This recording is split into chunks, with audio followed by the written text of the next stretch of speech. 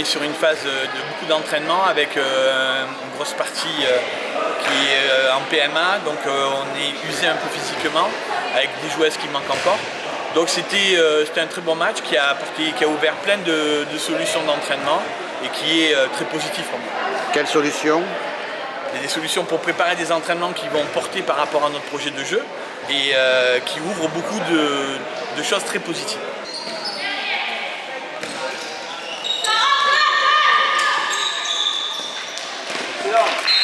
Le projet de jeu, c'est d'essayer d'amener le ballon le plus vite d'un point à un autre pour essayer de pouvoir marquer dans des premières intentions et surtout de mettre du rythme dans un ballon ou de faire un handball moderne qui est avec beaucoup d'intention, de montée offensive et de jeu rapide.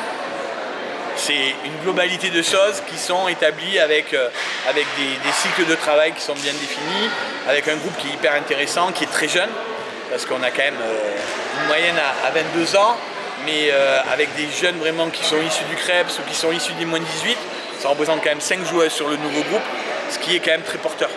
Donc on va aussi relativiser cette saison par rapport à tout ça. Avant de revenir sur l'effectif, le travail défensif, est-ce qu'il y a des changements? Oui, par rapport à ce qu'elle faisait avant, oui.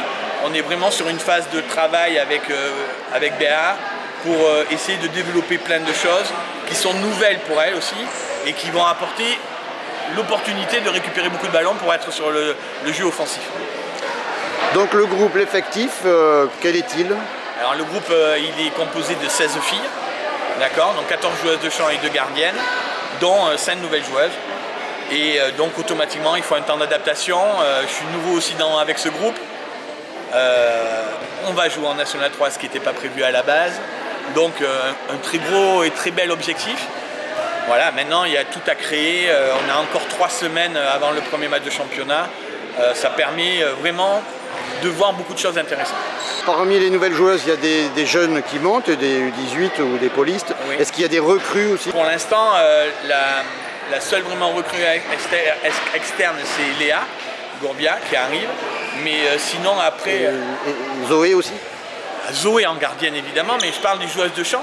Et on a Zoé qui arrive donc des îles, qui nous amène beaucoup, qui a une très forte personnalité dans les buts et qui nous permet aussi de rester sur cette dynamique qui est quand même assez ouverte et du jeu que j'aime faire, c'est avant tout jouer au handball, d'accord, sans se poser trop de questions.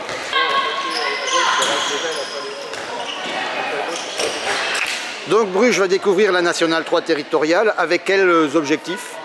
Le premier objectif déjà, c'est d'essayer de rester dans le projet de jeu que l'on a, avant tout, de former et de continuer à développer le jeu que l'on veut mettre en place. Après, on n'a pas un objectif vraiment de résultat pour l'instant. On va, au fur et à mesure des semaines, on verra ce qui se passe devant nous, avec les résultats qu'il y aura, avec nos résultats à nous et des résultats à côté. Le championnat va être très dur, il y a quand même 4 équipes qui descendent de National 2 dans notre pool. Ça va être assez compliqué, mais je pense qu'on a un groupe qui peut tirer ses cartes et à la fin des matchs allés, on en saura un peu plus.